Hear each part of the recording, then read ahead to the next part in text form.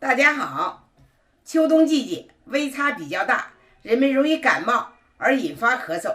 今天我就和大家分享一个既好喝又能预防咳嗽的雪梨银耳汤。接下来请看我的操作。红枣8颗，我把它洗净，洗净以后装盘备用。这是我提前泡发的银耳，现在把它撕成小朵。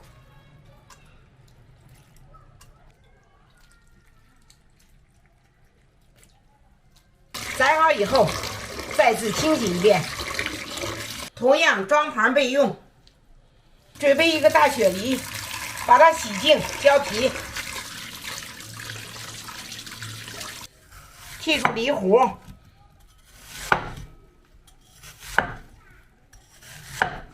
改刀切成小块。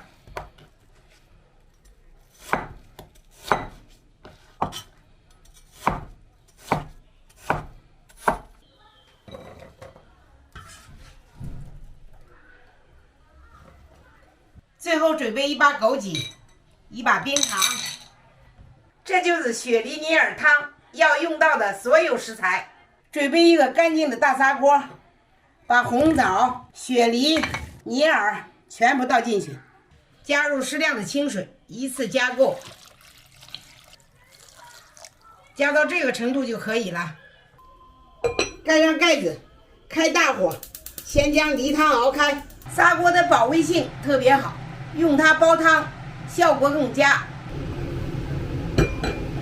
梨汤已经熬开了，现在把冰糖放到里面，喜欢喝甜的话可以适当的多放点。再次盖上锅盖，转中火，让它先煲20分钟。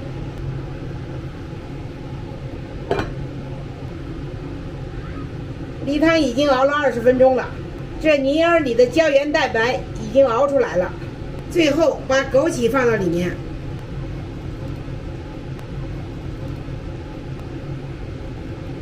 不用盖盖子，再煲5分钟就大功告成了。时间到，关火，出锅。